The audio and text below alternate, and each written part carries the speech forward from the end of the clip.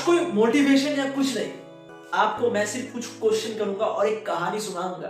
हो सके इस कहानी से आपकी जिंदगी में जो लेजीनेस की जो पहाड़ है वो एकदम से टूट जाए, और हो सके जिसकी जिंदगी में बहुत कम उद्देश्य या कोई उद्देश्य नहीं है, उससे बहुत ही ज्यादा चिंता आ जाए, बहुत ही ज्यादा डिप्रेशन में चला जाए। मैं चाहता हूं आप डिप्रेशन में जाओ, मैं चाहता हूं अपनी जिंदगी में एक सोच लेके आओ, एक टेंशन लेके आओ। क्यों? एक लोहे को तपाया जाता है उसे एक असली शेप देने के लिए।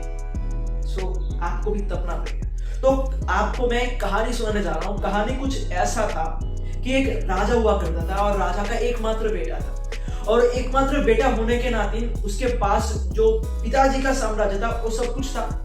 इसीलिए उसके दिल में कोई बर्निंग डिजायर नहीं था, उसके दिल में कोई सोच नहीं थी, कोई उद्देश्य नहीं था। उसके दिमाग में बस यही दिन रात चलता था कि मेरे पिताजी के मरने के बाद जो साम्राज्य है वो उसका हो जाएगा।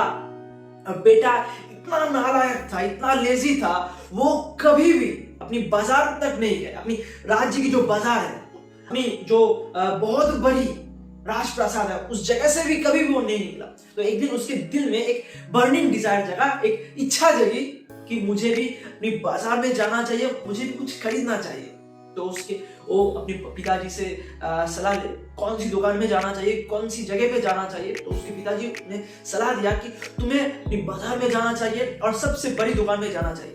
तो वो बाजार में गए और सबसे बड़ी, सबसे सुंदर जो दुकान है उस दुकान में जाके कुछ खरीदने की कोशिश करे, और उसी वक्त उस जगह से एक मरा हुआ व्यक्ति की लाश जा रही। उस लाश को देख के उसके दिल में हलचल मच गई। उसने पूछा अपनी जो बॉडीगार्ड्स थे उससे, वो क्या है? तो बॉडीगार्ड्स ने बताया वो इंसान मर गया है, वो आज तक मरने के बारे में कुछ नहीं जानता था। पूछा अपनी बॉडीगार्ड से, क्या वो इंसान और कभी भी इस दुनिया में नहीं आ पाएगा? उसकी बॉडीगार्ड ने कहा ना, कभी भी नहीं आएगा, इसकी अंत यहाँ पे है। तो दौड़ता हुआ अपने पिताजी के पास गया। पिताजी से पूछा, पिताजी ये मरना क्या होता है? पिताजी ने सब कुछ समझा के पुत्र को बोला, ये मुझे भी आएगा, ये तुम्हें भी आएगा। और उसके जो बेटा इतना नालायक था कि उसके दिमाग में एक प्लान चलाया, और उसने सोचा कि मृत्यु सिर्फ और सिर्फ उस राज्य पे है। मैं अगर इस राज्य को छोड़ के बहुत दूर चला जाऊं तो मुझे कभी भी मृत्यु या डेथ पकड़ नहीं पाएगी। मैं आपसे पूछता हूं, क्या ये सच बात है? आप अगर मृत्यु से या डेथ से भागोगे, आप क्या बच पाओगे? हो सके ये वीडियो मेरा आखिरी वीडियो हो सकता है।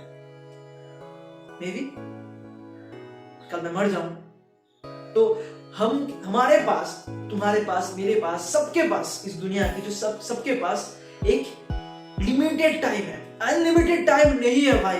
इस लिमिटेड टाइम में तुम्हें कुछ करना है, तुम्हें कुछ बनना है, तुम्हें कुछ देना है इस दुनिया को। बहुत सारे लोग तो ऐसे हैं कि सिर्फ लेते जाते हैं। तुम्हें कुछ देना चाहिए, कुछ कंट्रीब्यूट करना चाहिए, और एक कंट्रीब्यूट करने के लिए तुम्हारे अंदर जो लेजीनेस की पहाड़ है उसे तोड़ना चाहिए। सिर्फ और सिर्फ लेम 30 सेकंड रील्स, शॉर्ट्स, क्या इसमें असली जिंदगी है? तो मे भी आप क्वेश्चन कर सकते हैं कि कमेंट सेक्शन में, भाई तू क्यों वीडियो बना रहा है?